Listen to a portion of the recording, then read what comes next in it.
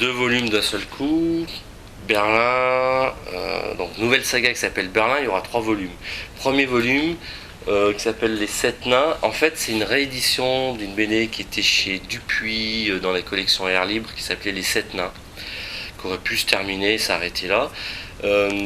C'est l'histoire c'est vraiment ultra documenté sur l'histoire des jeunes pilotes de la Royal Air Force pendant la guerre, et c'est tout sauf héroïque en fait, puisque voilà, on s'aperçoit que dans ces avions il faisait hyper froid, que quand ils étaient en altitude ils n'avaient pas de radar à l'époque, qu'ils étaient quasiment sûrs de ne pas revenir de leur mission, et qu'en fait tous les 15 jours quand ils partaient en mission de bombardement sur l'Allemagne, ils jouaient leur vie à la roulette russe. Et c'est des réflexions là-dessus sur voilà, la vie c'est 15 jours, après on ne sait pas si on va être là ou pas.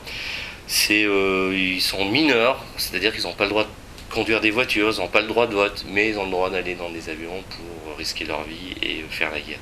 Donc il y a toute cette réflexion avec toute une histoire entre les personnages de ce bombardier, les liens qui les unissent.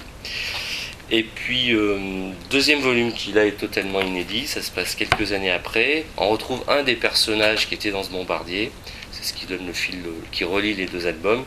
Et ça se passe pendant le blocus de Berlin, donc en pleine guerre froide. Et c'est le pont aérien pour relier Berlin et que les habitants de Berlin ne crèvent pas de faim. Et là, il n'y a rien du tout, c'est pareil, on est dans le même état d'esprit, c'est-à-dire qu'il n'y a rien de grandiose. Le pilote américain qui va ravitailler Berlin, il n'est pas du tout à dire je vais sauver ces pauvres civils qui ont déjà pris un paquet de bombes sur la tête. Non, il est à se dire c'est sale boche, etc. C'est vraiment des fumées, il a la haine, il garde, voilà, il n'y a que quelques années qui se sont écoulées. Il a fait la guerre, mais il le fait quand même, voilà. Et puis il y a toute une intrigue policière sur les nazis qui veulent échapper et qui veulent partir en Amérique du Sud. Donc il y a un vrai polar qui se déroule à travers un contexte historique assez documenté.